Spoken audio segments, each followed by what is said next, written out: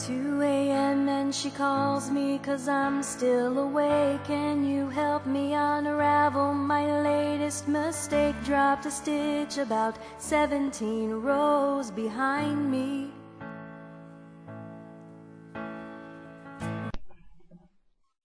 Hello, and welcome to the 16th episode of the Sittin and Knittin podcast. I am your host, Dianna. I am also known as His Handmaid on Ravelry, His Handmaid on Flirt, His Handmaid on Instagram, His Handmaid 1 on Twitter. I would like to welcome you to the program. Thank you so much for taking the time to download the show and to sit and spend time with me. If you are a first-time viewer, thank you for giving this a try. And if you're coming back, I really appreciate it. I really appreciate the community that podcasting brings, and that's why I podcast. There's not a local knitting group here in my area, and so I started the podcast just not because I'm anything fancy or having any bells and whistles to my knitting, but just to kind of have community. And so that's what the Sittin' and Knittin' podcast is about. So thank you for joining me. Today is Wednesday, May 1st, 2013, and it is about 5 o'clock p.m., and I am broadcasting from sunny Southwest Ohio, where it's about 80 degrees, and so we're enjoying spring finally. For some housekeeping notes, I would like to remind you that in our Ravelry group, we are having a knit along. It's called an array of array of sugar and spice knit along. And basically, the knit along started March 13th, and it runs until Mother's Day, which is May 12th. And you can knit anything that you want for any special little girl in your life, and you can enter it or you can donate it to any special little girl, and enter your finished object in the finished object thread on the Ravelry group, and you will be entered for some prizes. I'm enjoying the knit along. I'm enjoying seeing the finished objects. I did finish the dress, which I showed you in the last episode, and that was all that I've gotten done for the knit along so far. I'm not sure if I'll have anything else done either, but I've been enjoying. Some people have a couple of entries, and that's fine. You can enter as much as you want as long as the project was started on March 13th and it is finished by May 12th. So some of our prizes will be, one of our prizes will be a $7 giftable, $7 or less giftable pattern off of Ravelry. Another prize will be Lois, who is knitting my bag, has generously offered one of her small project bags to a winner. And so if you get drawn for that, you will contact Lois and you will pick out the pattern, the fabric that you want, and she will mail you the bag. And I thank Lois for doing that. She didn't mail me the bag to mail out because I am awful with going to the post office. And so that's usually why my contest consists of things that I can gift you online, because it's just a quirk about me. It takes me a long time to use the U.S. Post Office, and it's just a block down the road, but it's just never convenient for me. So thank you, Lois, for your generosity in offering the prize and also your generosity in mailing it out. And then that makes it a win-win for you all because you get to pick the pattern instead of her just sending me a bag and having me mail it out. There will be a third prize announced. I have something special in mind and I haven't decided exactly what it's going to be, so that will be announced. I usually try to podcast. I've been trying to podcast every 2 weeks, and so I will have another podcast out around, my next podcast date is supposed to be around the 15th of May, but I will probably podcast around the 13th of May. That way we can draw for the contest. Excuse me for that break there. I had to cough and I didn't want to cough if you're wearing earbuds. So that is our array of sugar and spice contest. Thank you so much for everyone who's entered. There's been some beautiful projects entered and a couple of charity projects entered, and I've really enjoyed it. Um, I also would like to draw. We have another contest that ran from March to April. Usually every month on the Sittin and Knittin podcast, I like to have a thread opened up where I'll give maybe a topic for us to share about. And at the end of the month, I like to draw from that thread a name for a $7 giftable Ravelry pattern. Well, I got behind around January, February, so our March share contest, I ran it through March. I believe I started it late in March, and that was why. So it ran from March to April. And the topic was your spring knitting. Does the changing of the seasons change what you knit and your projects you choose or what you knit with? And so we had 12 entries there. And since it was for March and April, I am going to choose 2 winners.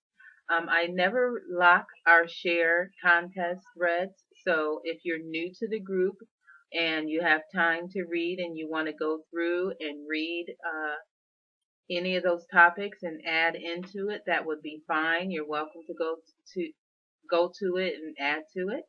And so we have 12 entries now, and the lovely Justice will come and help me draw the winners.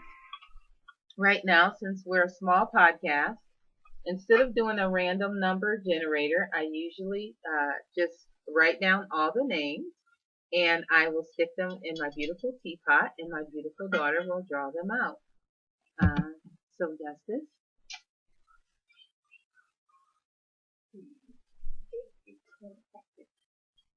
You got 2? You want to read the one? Do you want to read it? Is Knitter Ninja.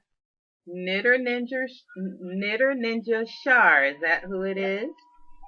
Okay. I wrote all the names down. I don't know if you can see that. Anyway, it is Knitter Ninja Shar, and thank you, Shar. Charlene is one of the hosts of one of my favorite audio podcasts, which is the Yarniacs. Wait, Justice. The Yarniacs podcast. So if you haven't checked that one out, check it out. Her and Gail are excellent knitters, and they put out a really enjoyable podcast. And I believe Shar knit a hat that she was donating for Halos of Hope. So thank you, Shar. Get in contact with me, and you will receive a $7 giftable pattern. And we have one more.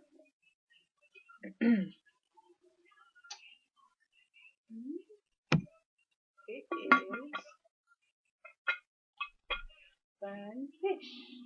Bunny Fish. Bunny Fish is another podcaster. I don't know if you can see her name. I cannot think of her given name, but Bunny Fish is on Ravelry, and she has a podcast.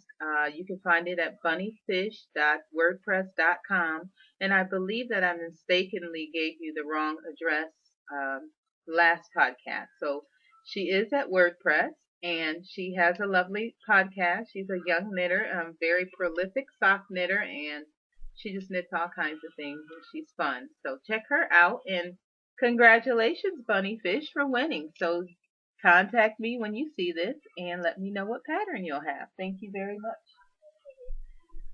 So for our May share, usually I talk about what we're going to share at the end of the podcast, the knitting circle, but I think I'm going to go ahead and talk about it now because I have other things to talk about. For our May share contest, it will start today, which is May 1st, and hopefully this podcast will be downloaded by then, and it will run till the end of May. And since I'm so excited coming back from the Knitting Pipeline retreat that I attended in Washington, Illinois this past weekend, I would like to know, do you all attend retreats? Do you attend retreats? Why or why not? Or yes or no?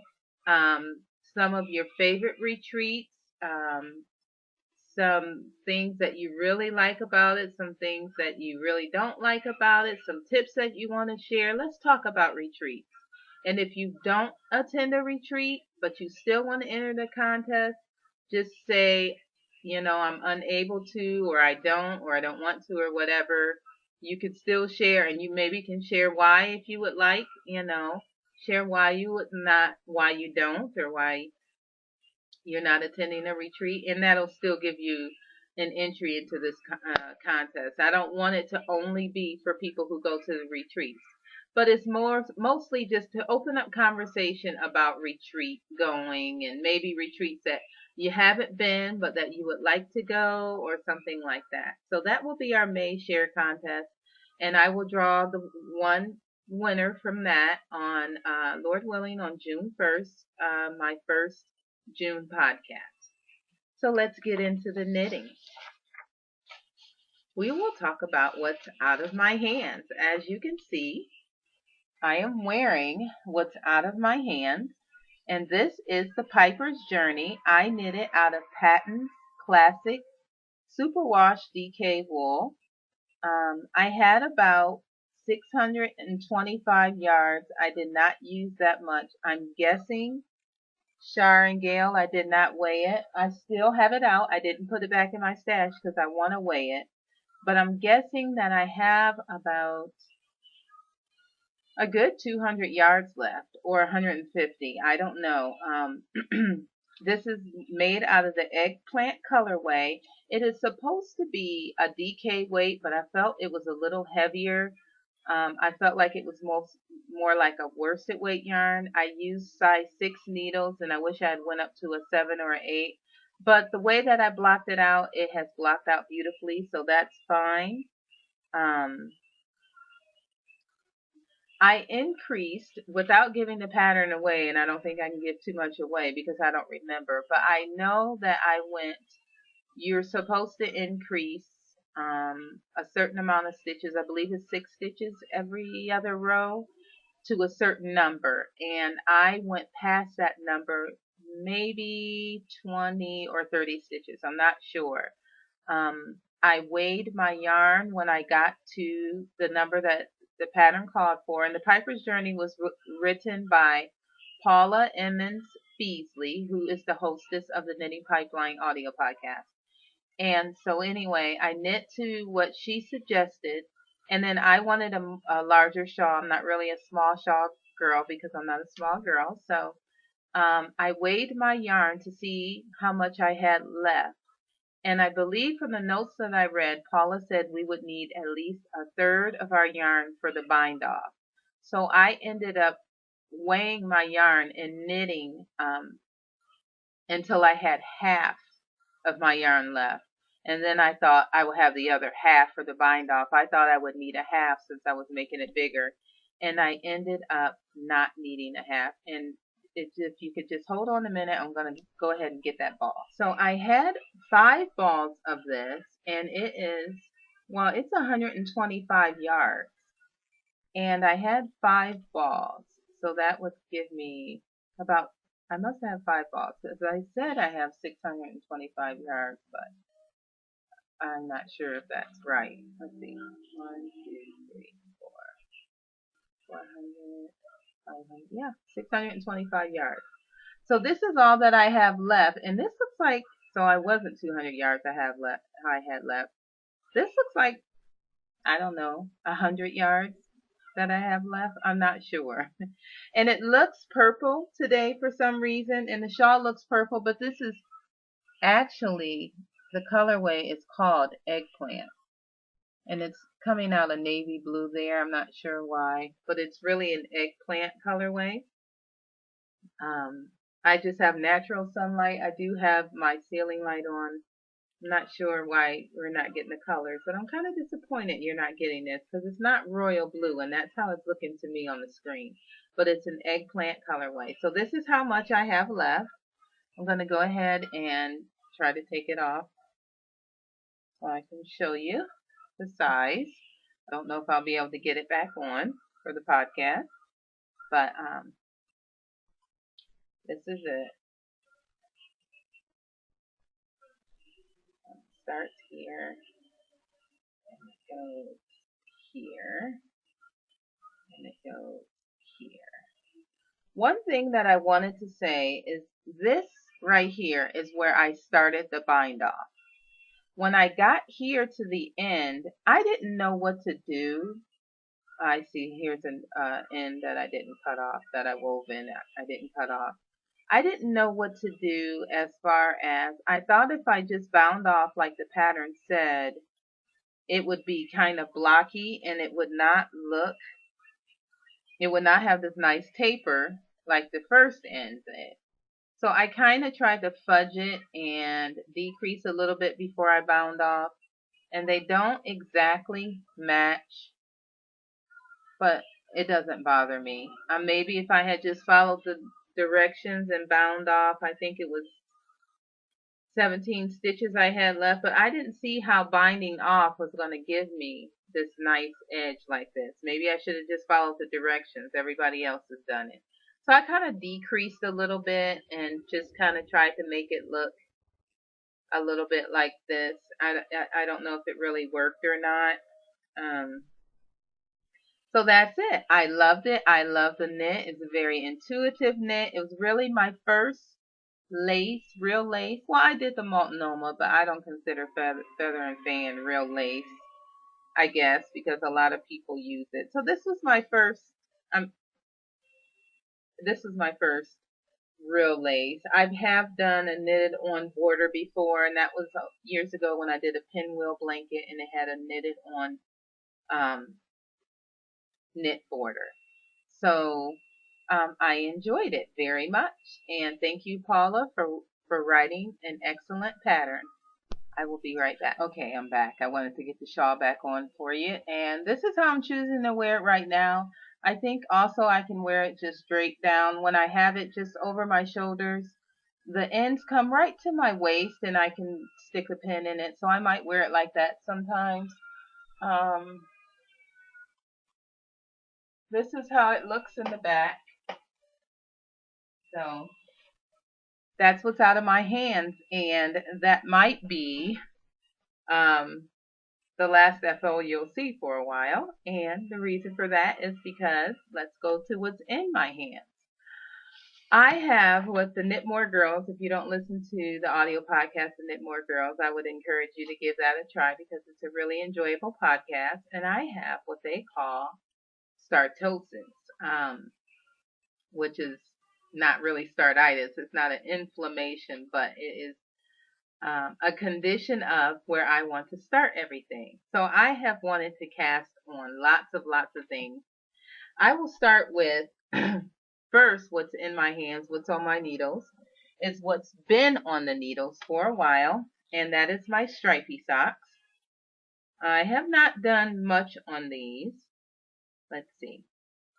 I did get one heel. I went ahead and decided to do my Flegel heel. I went back and forth about whether or not I would do a afterthought heel, and I really didn't feel like doing it, an afterthought heel. So these are my stripy socks. They are knit out of Hiawassee Creek Dye Works in the Willy Wonka colorway, and this is actually a purple and a brown. And it is not, it's showing up blue there. I'm sorry about the lighting. It's kind of disappointing you can't see the true colors because it's really a beautiful purple and brown. So I'm knitting this on US 1, which is 1.25 millimeter needles. I believe these needles are Chalgoos or Knit Picks. I'm not sure which ones. But anyway, I did the Flegel heel, which is a heel I usually do for socks. And I'm not sure if it's considered a short row heel. It's not a heel flap. I think it would be considered a short row heel. So I've got that done, and I am just going to start motoring up the foot, and I will knit as long until I run out of yarn. And I think this is only how much yarn I have left. I split the ball in half. I had and so this is how much I have left. I thought I split the ball in half, but this is how much I have left on the other one. and these don't look even. So we'll see. I'm going to knit until I run out of yarn. Just so I'll have just enough for the bind off. The foot looks very, very long. I wear a size 10 shoe, and I thought it was too long for me. But when I tried it on, it fit just fine. It just looks really, really long. I started to heel about an inch and a half before the full length of my foot. Um, and I put it on and it feels snug, and that is what I wanted. So that is my stripy sock, and that's the first one.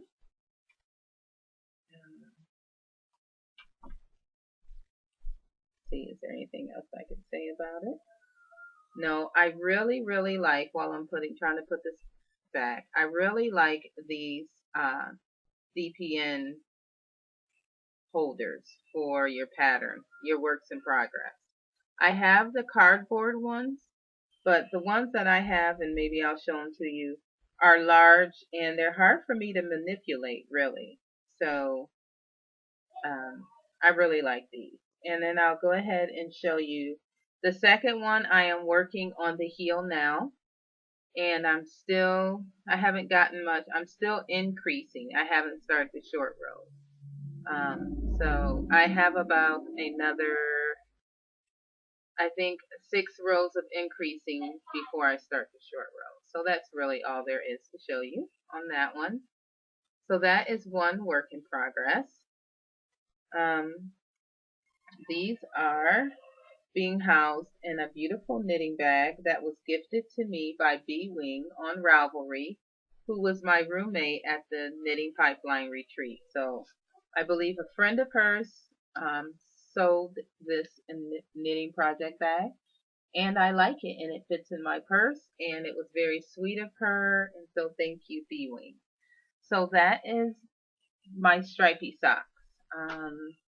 I'm also knitting a pair of socks, the Hermione's Everyday socks. I am loving the pattern, knitting those out of Lorna's Laces Shepherd Multi. Let me see if I have it. I don't have it here, and I have not worked on it lately, so I won't show that to you, but I just want to let you know that's another work in progress.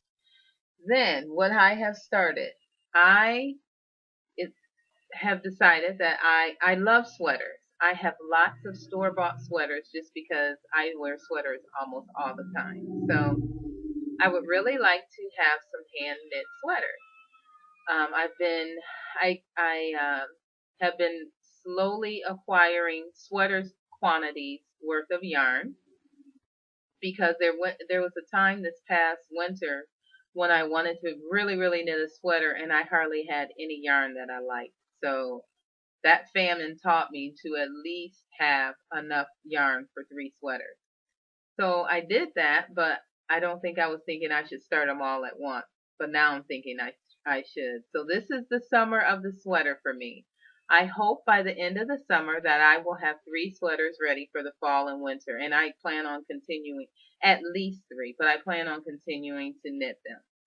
So the first sweater that I am knitting is the calligraphy cardigan, and if you'll remember, I started this last August. I started a calligraphy cardigan out of Knit Pick City tweed, and it just was not working for me.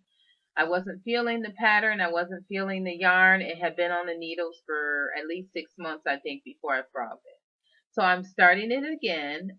This is the calligraphy cardigan by Hannah Fettig. It is a paid for pattern. I am knitting it out of Daisy Knits.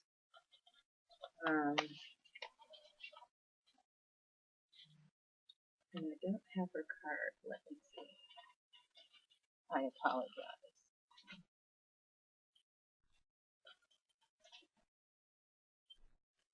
Oh, I'm sorry, I don't have her card, but she is Daisy Knits, and she has a shop on Etsy. And so I believe it's daisyknits.etsy.com. And I believe she also has a website called Daisy Knits, and that's DAIZE Knits, KNITS. And if you would like to go to my project page, you can link to it from there too. And I will try to link to it on the show notes. But this is her nectar base, which is a 85% poleward, and 15% silk. I'll go ahead and show you the yarn because I acquired this yarn at the Knitting Pipeline Retreat. I'll go ahead and talk about that now. So it'll be kind of like what's in my hands and goodie bag all at once. This is in the Thinking of Mel colorway, and I believe that she dyed this with Mel from Single-Handed Knits in mind. I knew I was going to the retreat, and I knew there were going to be some vendors there, and I didn't want to get just a souvenir skein of yarn, but if I wanted to buy yarn, I wanted to buy enough to be able to knit a garment. So what I did was I went, when they listed who the vendors were, I went and picked out a couple and went to their website and chose some yarn that I would like and asked them if they could please bring me a sweater's quantity worth.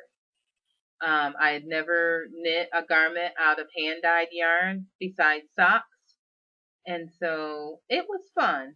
And I've never ordered from Daisy Knits. She is a very, very, very sweet person. This is 1,430 yards. There was 2 huge skeins waiting for me when I got there. She had them all rolled and waiting for me.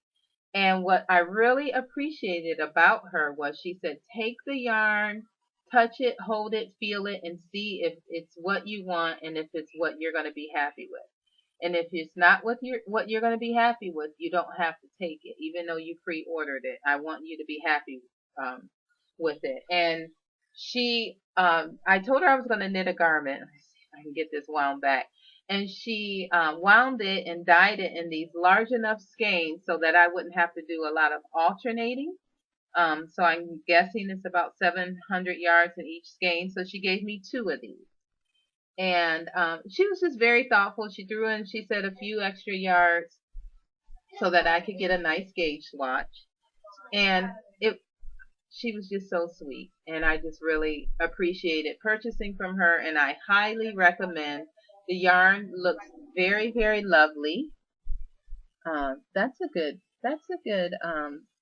shot. It has some small pops of like a cranberry color in it, but it's different shades of gray.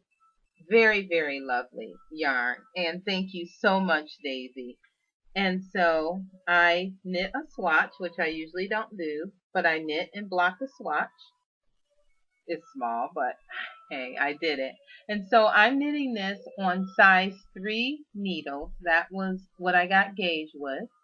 And I just cast on, I believe, 2 days ago. So maybe the 29th. And this is all I've gotten so far. And for the calligraphy cardigan by Hannah Feddick,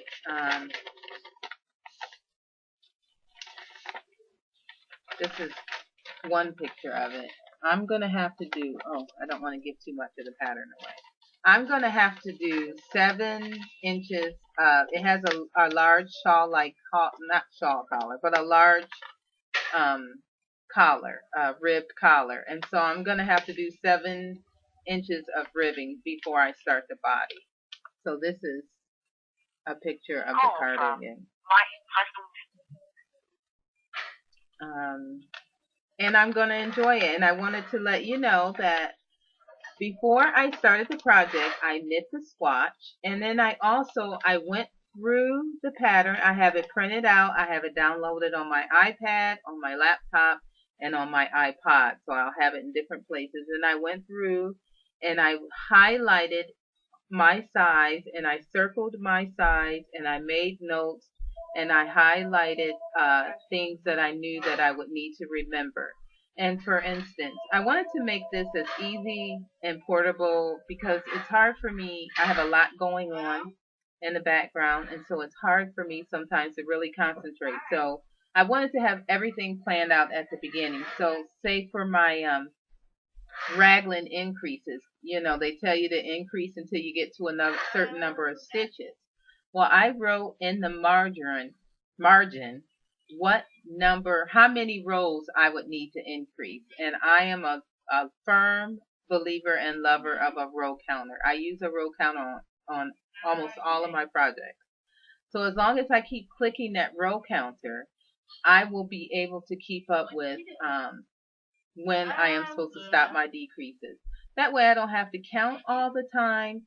And also, I like the row counter because it helps me to know when I am supposed to do a certain thing. So anyway, I went through, I washed and blocked the swatch. I took it to work. I felt it. I just carried it around and kind of, just used it, and then I went through, and so I started this, and I cast this on. And so when I feel, this is DK, it's a DK sport weight yarn. So when I plan on knitting that, and I'm looking forward to it with the silky drape. I think the cardigan is more. It seems like it would be more like an outdoorsy type cardigan, but with the silky drape that of this Polworth silk blend, I think it's just going to make a really nice cardigan. And what I did when I went to choose my patterns was I looked in my closet at the sweaters that I wear most and the sweaters I enjoy, and I have a sweater, a store-bought sweater that's similar to the calligraphy cardigan, so that's why I picked that one. So that's one of my works in progress. Another of my works in progress is the Abigail Cardi. And the Abigail Cardi is written by Cicely Glowick McDonald. And it is a paid for pattern on Ravelry. And this was gifted to me by a podcast listener. I did not write her name down, but I do have it on my project or in my library, and so I will try to remember to thank you on the next podcast. I'm sorry I did not write your name down. Not So Normal. That's who it was. It was Not So Normal, and she gifted this to me when I first started the podcast, and thank you very much. And the Abigail cardigan it's kind of like the Effortless, if you've seen the Effortless, where it has someone called it yoga style fronts that hang, but the right side of it is knit in reverse stockinette stitch. She said you can do it in stockinette stitch if you want, but I'm going to go ahead and do it in the reverse stockinette stitch. I am using another yarn that I got from the retreat, and it is Cakewalk Yarns. And it is her HD 8 ply, 420 yards of 100% superwash merino. It's a 100-gram ball. I got 3 balls, so I have 1,260 yards. This is her juice box colorway. And I guess I should show you the color. That's not a true. It's more of a plum color than what it's showing up on the screen. This color that I'm seeing on the screen is closer to what this Piper's Journey is. So this is more of a plum color. It's very pretty. Juice spots. It kind of reminds me of how purple Kool-Aid. Well, no, not really. It's more of a plum color, I would say. So I just cast on the Abigail Cardi, and I'm only 3 rows into it. I am knitting the Abigail Cardi on US 4 circular needles. I am knitting the 38.5 inch size, and that's the same size I'm knitting for the calligraphy.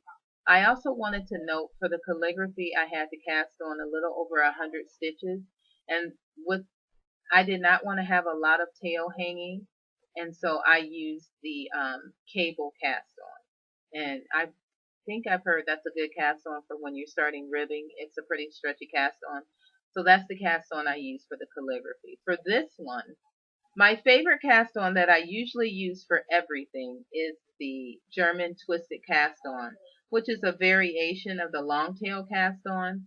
But since the pattern called for you casting on with the long tail cast on, I kind of had to reteach myself how to do that. And I cast on with the long tail cast on. I really did not want to cast on with the long tail cast on because I wanted to save as much yarn as I could, and with the long tail cast on I always end up having extra. This is all the extra that I had, so I guesstimated it pretty good. It was around 80 something stitches to cast on, so I just pulled out I believe 2 yards, which would have been about 72 yards, 72 inches. and they usually say an inch per stitch, I think, for the long tail cast on. If I'm incorrect about that, please correct me.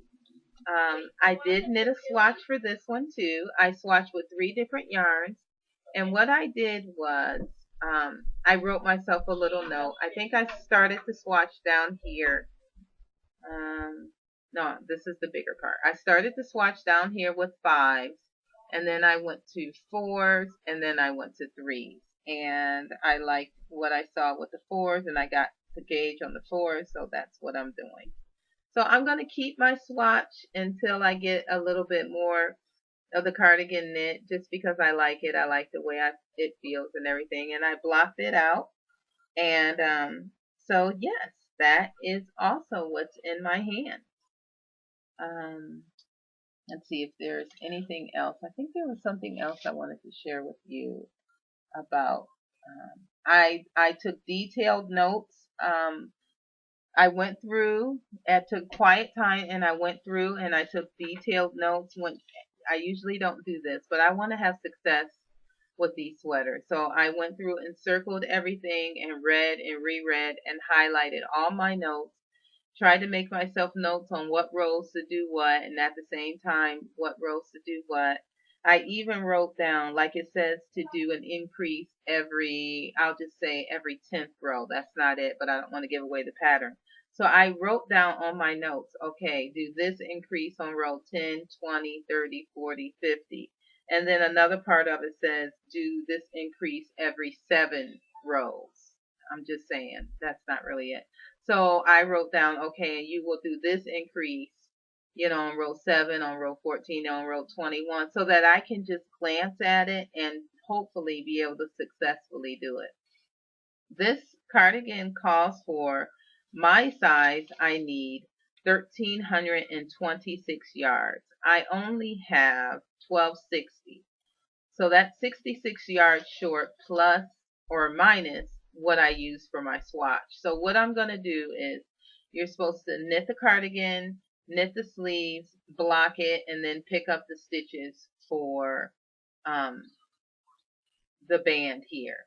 What I'm going to do is I'm going to knit the cardigan, block it, and pick up the stitches and knit the front bands, and then whatever I have left over, I'll do the sleeves. I'm not sure if I'll just make it a vest or if I will just do the sleeves as long as I can. I'll decide when I get there. Also, I'm going to go ahead and do it in the reverse stockinette the way the pattern calls for. I think with the pretty hand-dyed yarn of the cakewalk yarns, that it really will look nice in a reverse stockinette stitch. I also want to say I'm not planning on alternating my skeins. I'm just not going to do that. Like Diane from Knittable says, I've never knit a garment from hand-dyed yarns, and that was one reason why I didn't want to, because I'm lazy about alternating skeins.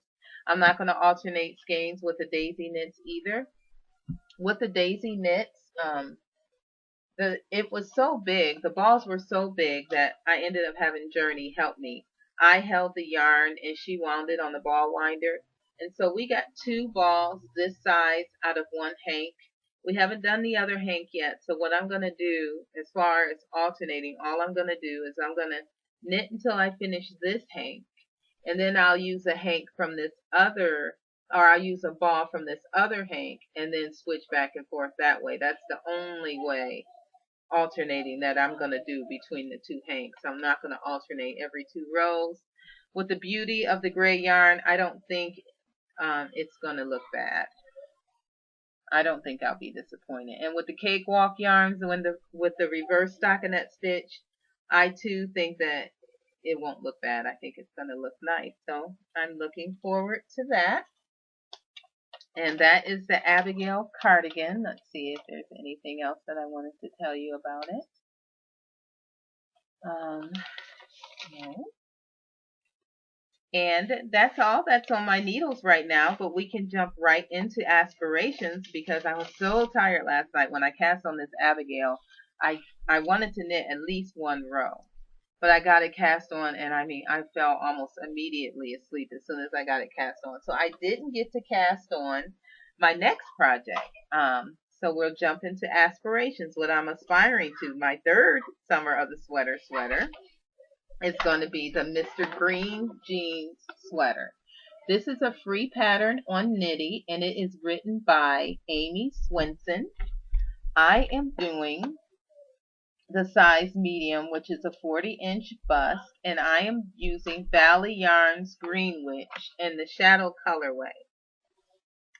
Shadow, it looks brown to me, but I'm not good with really saying what colors are. I won't say I'm colorblind, but I'm not good.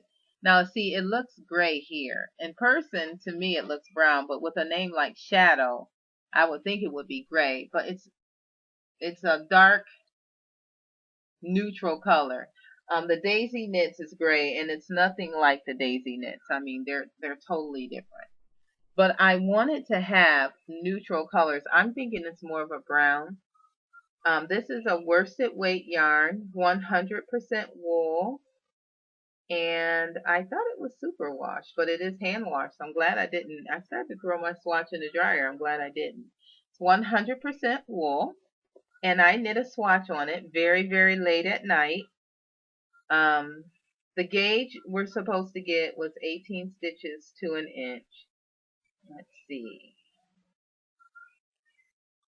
I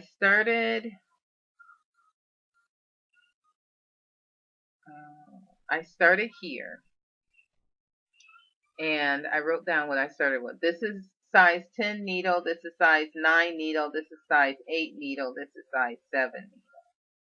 So I started with the size 7, and I ended up getting gauge with, the size 6. It was so late when I started. I did these 4, and why did I keep going bigger after this one? I don't know. It was late at night. I was not reading my swatch right. So I kept saying, no, I need more stitches or less stitches. I don't know what I was thinking. I should have went down. So 7, 8, 9, 10. And these two are about the same. But really, this one was close enough that I knew if I went down a needle size, I would be right on. I did not go ahead and swatch with the number 6. I'm going to go ahead and cast on with the number 6. I did wash and block the swatch. I like the fabric that I'm going to get. It's a nice even fabric. Let's see, US 6. I wish I had a black worsted weight for this sweater. I really would like to see this sweater in black, but I don't have a black. So I think I'll like it in brown, and hopefully I will re-knit it again in black. I went through, I guess I can show you here, I went through 2 and made notes. How many repeats? It said repeat rows 1 to 6 more times. So I told myself I would need 36 rows, and then I'll click my row counter and be able to hopefully keep track. I did highlights about where I should be, and hopefully it will turn out successful for me. Here's a picture of the pattern. It is a very cute pattern. I have a sweater, store-bought sweater, that is somewhat similar, but it doesn't have the cables and the rib at the bottom. It has cables all the way on it. I wore it a couple episodes ago, and it's one of my favorite sweaters, so that's why I picked this one. I'm excited to cast on for it, and I plan on casting on maybe today. So I'll have a sweater in worsted weight, a sweater in DK weight, and if I didn't say, the Cakewalk Yarns was in a fingering weight. So whatever mood strikes me. I don't really plan to knit on them evenly. You won't have to, hopefully, I won't belabor you with little progress all summer long. There will probably be one that I favor over the other, but it just depends on where I am in the pattern, I think I'll just enjoy knitting on them, and I think that each one should appeal to a different aesthetic, A couple of them are, stockinette stitch, but there is some shaping in the Abigail cardigan. There is waist shaping in the calligraphy. Just with the different yarns, the beauty of the yarns, the different weights, I am looking forward to enjoying my knitting this summer. And also, I plan on taking them everywhere, and I have my socks to knit on. And I think um, here are my Hiawassee Creek dye work socks, and here is my tube keeper. I really don't know how to use this really well. If you have any tips or tricks on using it, someone told me that mine looks bigger than hers, and maybe that was why it was so hard for me to use. So um, I was kind of backtracking there. But that's all I've gotten, which I think is what I showed you last time. I haven't done anything on it. Not for any reason, just I have hardly had time to knit. It is the end of the school year. The head teacher that I teach with has been out of town the past couple weeks, which has given me full responsibility of the kindergarten class. So I have not had a lot of time to knit. And because of that, I showed you last podcast that I was test knitting a design for Jules Lunder on Ravelry. And I ended up probably a week into that having to bow out of it. I had watched Juliana knit it throughout her podcast and was so excited about it. But at this time of my life, or at this time of year, I'm too busy to be able to do it. If I had had a lighter yarn, it may have been a little easier, but all I had that would work in my stash at that time, and that weight of yarn, which was DK weight. I mean, now I have the Daisy knits, but that's 3 weeks into the test knit, was a black yarn that I showed you I was using, the Black Valley yarn superwash. And doing lace on black yarn right now for me, I just could not do it. And it was a 40 row lace repeat across over 200 stitches, and it was just too much for me to be able to concentrate and get done in a month. Juliana was very understanding about it. She is super, super sweet. And I've talked about her podcast before, the Equal Opportunity Crafter podcast, and you should check it out. And she was super, super sweet and understanding, and I told her, that I will purchase a pattern when it is released, and I do plan on knitting it, and probably will cast it on when I finish one of these. So that is, someone asked me about that in the thread, and that's what's going on with that kimono. So thank you, Juliana, for understanding. And I think that is all that I'm knitting. I've kept you all quite a while. I wanted to share a little bit. I have not been doing goodie bag a lot lately. I kind of hesitate about, sharing stash. I really don't buy a lot of yarns, and I don't know. I just don't feel like I have to do it every week. But I did want to share some of what I got at the retreat. One of the things in our goodie bag, thank you, Paula, was 2 skeins of Quince & Company Finch. I was able to score my favorite color. I need to stop picking purple, but this is the Frank's Plum colorway. And it's a little more plum eggplant looking than what it's showing up on the screen. But this is their Finch, which is 100% American wool. I believe it is a fingering weight because it's what I knit the dress on. Yes, it is a fingering weight, 221 yards. And so I have 2 of these. So that was really fun. I'm not sure what I'm going to do with it yet. I'm not quite sure what I'm going to do with it. And that was given to us in a knitting pipeline bag, project bag. So this is a very nice bag. So I will be using it for a lot of things. I don't know if I'll be using it for knitting projects. I'm not sure what all I'll be using it for, but it's a huge roomy bag, and it has this in it, and I didn't expect it. I've never been to a retreat, so I don't know what to expect. So I thought it was a really nice gift. So thank you, Paula, for that.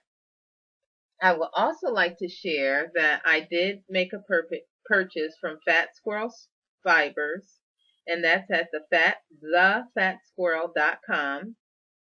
And this is her pecan base, which is a fingering weight base, and the color weight It's called Morning Dove. It is 100% superwash BFL, and it's 438 yards in the 100 gram skein. It's called Morning Dove. At first I thought it was purple, but sometimes to me it looks burgundy. It's beautiful yarn. It's not showing up well on here at all, true to color. But I had thought about knitting this. At first I told her I was going to make a multnomah out of it, but I don't think I am.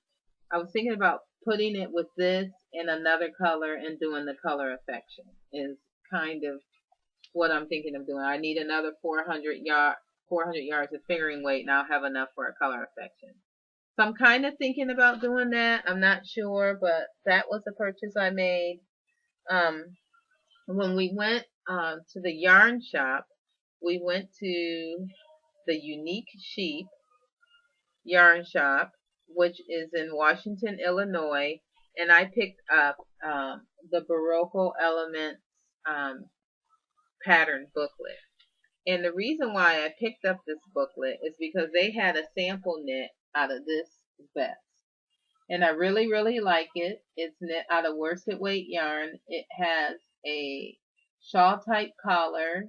It looks like a hood, but that's really not a hood. That's just the way the vest is constructed. I just thought it had a really neat construction, and I really like that. And that's one that I want to be casting on soon when I finish one of the vests I have now. I think there was another project in here I wanted. Oh, this looks like me too. This is something that I want to knit. Just a plain layering piece, but it's my style. And so I thought that would be fun to knit. So I would like to knit that one also. So that is 2 patterns that I would knit for the $8.50. So I thought it was worth the price. I think there was a 3rd pattern. This one is kind of nice. This one is a lot of knitting, but I think it would be really fun to wear. And so I think, you know, for mindless knit, I might knit that. That would be really fun to wear. So I like that too. I think I would really like that for this fall. So those are just a couple of the ones that I like. So that's 3. And I think there are 6 in here and all, and I won't take a lot of time to show you, but that is what I got from the Unique Sheep, which we visited before we went to the retreat. And by we, I'm just going to mix in retreat info with this. By we, I mean Green Eyed Girl. She's Green Eyed Girl in Ravelry, and she lives close to me, and I kind of hunted her down looking for someone in the area to carpool with. She ended up driving the whole way. She's an excellent driver, an excellent traveler, and a really, really neat person. Really, it was really, really nice to meet her. She was really friendly. We clicked. I brought my iPod with podcast downloaded just in case we wanted to listen to podcasts. We ended up talking the whole 5 hours there and the whole 5 hours back. And you can get to know someone in a 10-hour car trip. And it was really, really sweet. It was like a retreat before the retreat and a nice wind down after the retreat. So thank you, Green Eyed Girl, for a wonderful trip. She was just a total sweetheart. So her and I, when we first got there, we met at a mutual place, and then we made a couple of stops, so we made good time. We got to Washington in about 5 hours, and we stopped into the Unique Sheep first, and then we went to another shop, and I can't remember the name of it. It was a quilt shop. And then we checked into the hotel, and we went to the retreat. Another thing that I purchased from the Unique Sheep was these are Blue Flower Chow Goose straight needles. I have a lot of dishcloth knitting I'm supposed to do this summer. I had promised one of my husband's co-workers, I think I shared that with you all, that I would knit dishcloths for her. Well, I have been out of the dishcloth mood after all those dishcloths I did around Christmas time. So I thought these would make it fun. They're called Blue Flower. They're Chalgu straight needles. I don't know if you can really see them or not. They kind of remind me of, if you've seen the Blue Flower China, they kind of remind me of that. And so I think they'll be fun to knit dishcloths with. These are US size 7, and they feel like they're probably plastic. They feel like they're plastic, but they're so pretty. And I'm really looking forward to knitting those. So that was another purchase I made. And I have one more purchase to share with you. They had a breakout session for a knitted bracelet. And I usually don't wear jewelry, and I will probably knit this for my mother. But I purchased this at the Unique Sheep, and you got some money off if you purchased it there than at the retreat. And then they had kind of a class on how to do the roll bracelet. I kind of thought it would show, once it's done, it looks like a beaded bracelet, and you really can't see the knitting, at least in my opinion. And I thought it would look more knitted than just look like a beaded jewelry. So I probably, it's a little challenging knitting the beads, but it's kind of fun. It's only 7 rows. I have 1 row done. I should have showed this with my works in progress. And so I should get the other 6 rows done. I already have all the beads strung,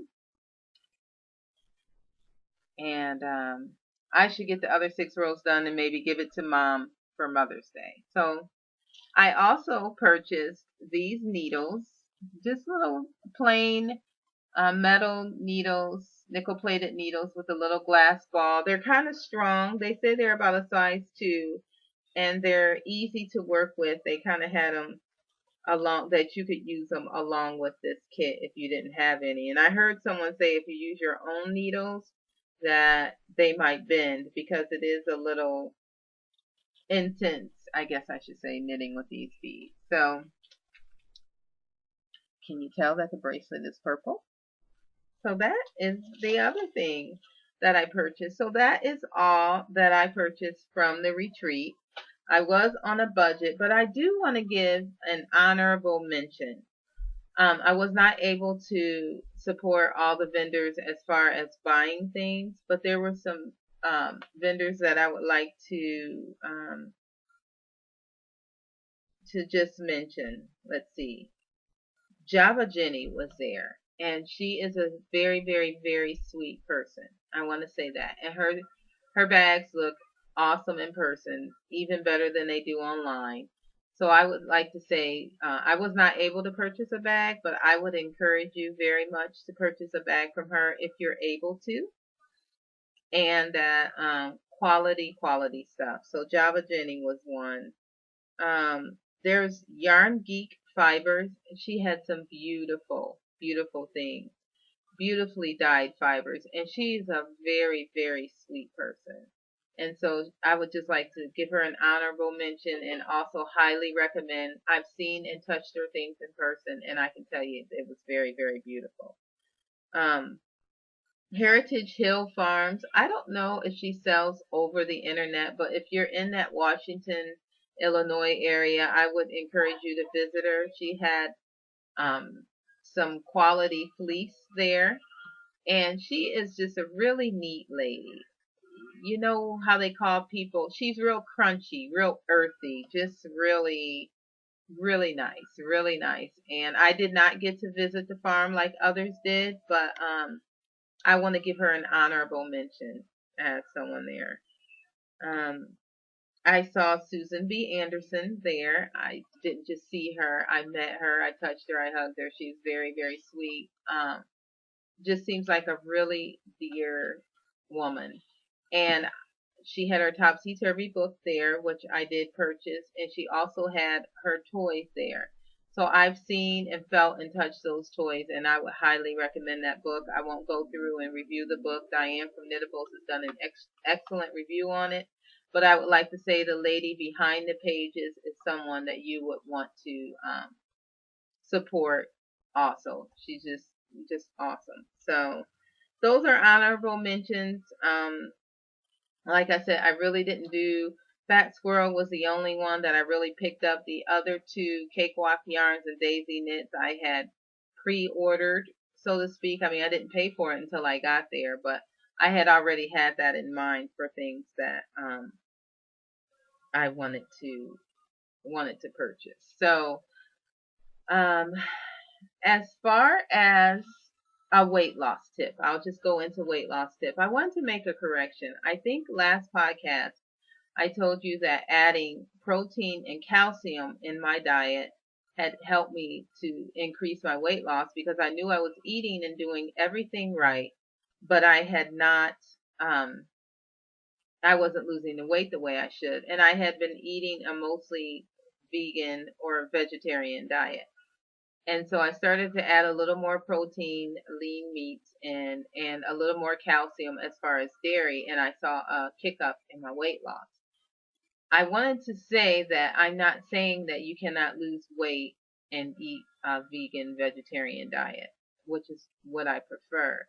I just starting out did not know and still have not done enough research to know how to correctly get enough protein and enough calcium. And you can get enough protein and calcium in your diet from eating a vegetarian diet, that you don't have to add it from other sources. I started eating Greek yogurt for more calcium. You don't have to do that.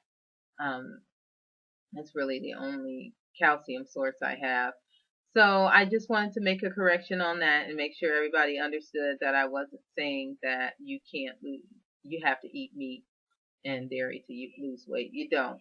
Just me starting out on this new way of eating, which makes me feel better. I didn't know everything that I was supposed to do. So as I learn more, and I may share later more sources of protein that you can get without meat, and more sources of dairy that you can get without meat. I do have some of those sources written down, but the podcast has gotten kind of long, but I wanted to make that correction. For an ASL minute, I was saying I was kind of running out of ideas about what to share with you. I'm sorry, we live out in the country and the children have been playing and there's a fly in the house. So I'm expecting that will be all summer long until we start hanging our fly tape. So if you see a fly flying around, excuse me. It's kind of like, I don't know what to share because it's like if you're teaching, if you English is your first language, which ASL is not my first language, but if someone said, well, teach me some English or share some English with me, you kind of like really don't know what to say. And I had started out with, simple greetings and things like that. And I thought it was fun, but I seemed like I kind of ran out of ideas. And some people had said that maybe I can review some of the things that I taught you and keep going. So I thought about just the lovely time I had at the retreat. So I wanted to share with you, it was nice to meet you. And I've done nice to meet you before in previous podcasts. So for nice, you have a flat hand here and your dominant hand goes across and you kind of rub it like this. Nice. Nice. And this is also the sign for clean. So it was nice. And to meet, you have your two fingers this way and they come together like two people coming together. The one closest to you is you and the other one is the other person. So this is to meet. To meet. It's nice to meet you.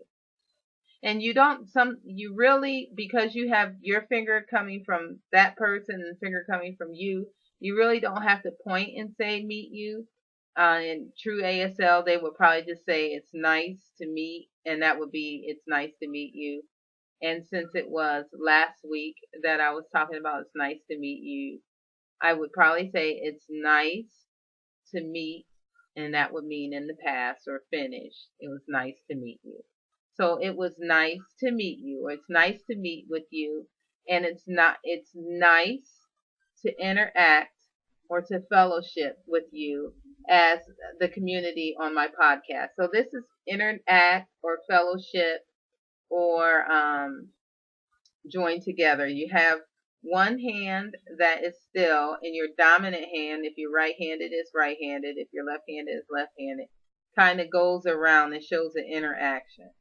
So it's nice to meet you, and it's nice to interact with you through the podcast. So I think that I'm going to go ahead and close. As far as the knitting circle, I just wanted to say that I really, really, really enjoyed the retreat. I left this for the end for anybody who wasn't there. I don't want to keep talking about it. It was my first retreat. It was a small retreat, and I think it was a good, I mean, there was only 120 people, I think I heard there.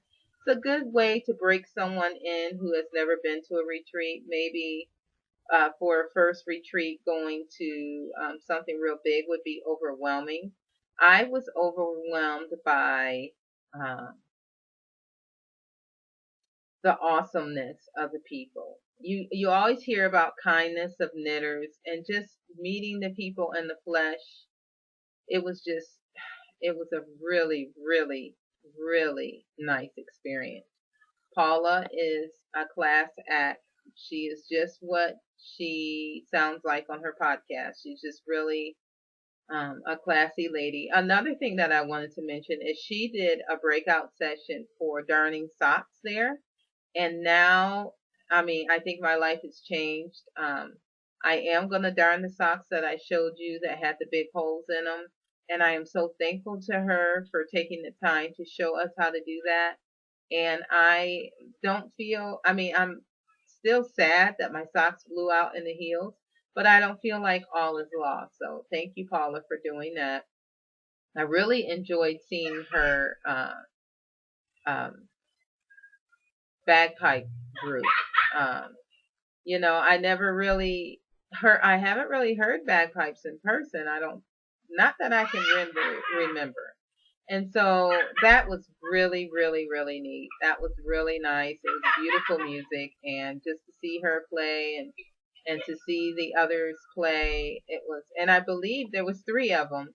And the gentleman who played, I believe I saw him sitting down and knitting.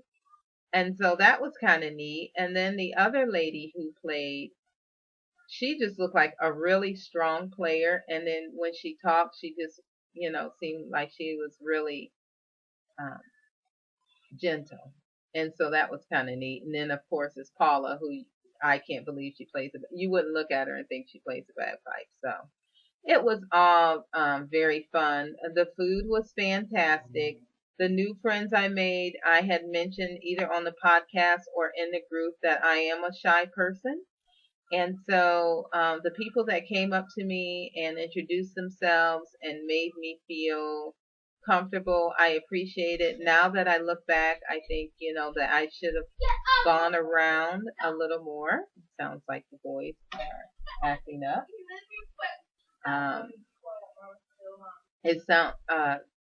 I wish I had gone around from table to table a little more, maybe introduced myself. The knitters are really open, that I felt like now looking back that I didn't really need to be shy about that. So I really don't know retreat etiquette, and I think if I go again, which I would love to go again next year, that I would probably try to do that more. But just the people that introduce themselves to me, or I did introduce myself to some people, I just really enjoyed it. Everybody was really, really sweet. I feel like I made some good friends. The person that I roomed with, B Wing on Ravelry, we had contact. She's a faithful viewer, and we have contact through Ravelry, and we're getting to know each other. And she was very sweet. She sent some very nice gifts to me in the mail. And just to meet her in person and to have that time in fellowship with her was awesome. And I have a new friend in Miss Claire. And I can't mention everybody that I met that really touched my heart. There were so many, but it was fun. It was fun. What I liked about it was seeing knitters, um, seeing knitters projects and meeting and talking with people. Just everything about it. Everything about it I liked. Allison, it was so nice to take a walk with you and get to know you better. Um, there was a mother and daughter couple there, and I cannot remember their Ravelry names now, but they were very, very, very, very sweet. I'm not sure how to pronounce it. I believe it's Azomi. I think that's how you pronounce her Ravelry name. But anyway, I'm not going to be able to name everybody, but it was an awesome experience. So if you are in the central Illinois area. It was a 5-hour drive with me. Oh, one thing I want to say that was kind of funny. I worked on my Piper's Journey the whole time. I stressed about what to take and that I needed to take mindless knitting, and I spent a couple of days looking for projects to take. And I had even bought a couple of sweater projects. Neither one of them is what I'm working on right now, and I thought I'd cast on the mindless stockinette sweater, and I had got that yarn already, and then I ended up just working on my Piper's Journey, and I got more knitting done on the car ride there and back than I did at the retreat. Just because I was busy talking, I was busy getting up a little bit and just looking around and admiring everything. That I didn't get a lot of knitting done. I got a lot of visiting done, and I wasn't there to just get knitting done. I was there to visit and to fellowship. And so it was awesome. It was awesome. So I won't keep you any longer, but don't forget the Array of Sugar and Spice Cal knit along that's going on till May 12th. Get your finished object picture photos in there.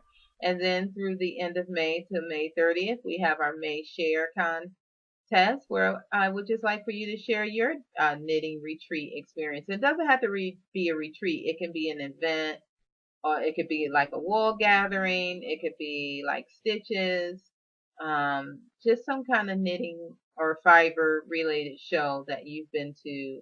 Um, if you could just share that with us. So thank you so much for watching. Thank you so much for being a part of the podcast and for bearing with me so long. And until 2 weeks, take care. There's no way I can pick it up from where I am. This is so frustrating. I feel I should just slam it down on the table and walk away madly.